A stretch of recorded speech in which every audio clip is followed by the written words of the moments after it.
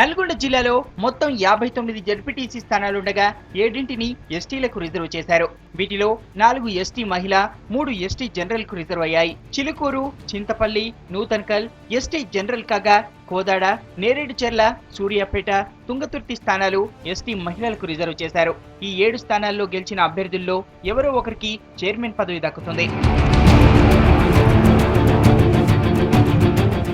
ఇటీవల జరిగిన కాంగ్రెస్ పదవుల కేటాయింపుల్లో ఎక్కువగా హుజూర్ నగర్, కోదాడ నియోజకవర్గాలకే దక్కాయి. దీంతో ఈసారి తన వర్గానికి జడ్పీ చైర్మన్ పదవి దక్కేలా సూర్యాపేట ఎమ్మెల్యే దామోదర్ రెడ్డి తీవ్రంగా ప్రయత్నిస్తున్నారు. అయితే దేవరకొండ మాజీ ఎమ్మెల్యే భారతి రాగ్యా నాయక్, ప్రస్తుత ఎమ్మెల్యే బాలు నాయక్లలో ఒకరిని చైర్మన్ పీఠంపై కూర్చోబెట్టాలన్న ఆలోచనలో సీనియర్ నేత జానారెడ్డి ఉన్నట్టు ప్రచారం సాగుతోంది.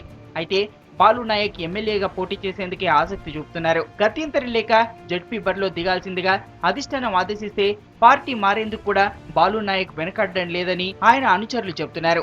ఆయన టీఆర్ఎస్ లో చేరతారనే ప్రచారం కూడా దీనికి బలం చేకూరుస్తోంది. ఒకవేళ భారతి రాగ్యా నాయక్ ను బరిలో దింపితే ఆమెను చింతపల్లి జడ్పీ స్థానం నుంచి పోటీ చేయించే అవకాశాలున్నాయి.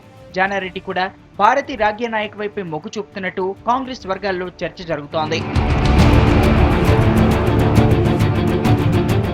జడ్పీ నామినేషన్ల పర్వం ఇంకా కొనసాగుతోంది. నామినేషన్ల పరిశీలన, ఉపసంహరణ ఈ నెల 24 వరకు పూర్తవుతుంది. అదే రోజు అభ్యర్థుల ఫైనల్ లిస్ట్ వెలువడనుంది.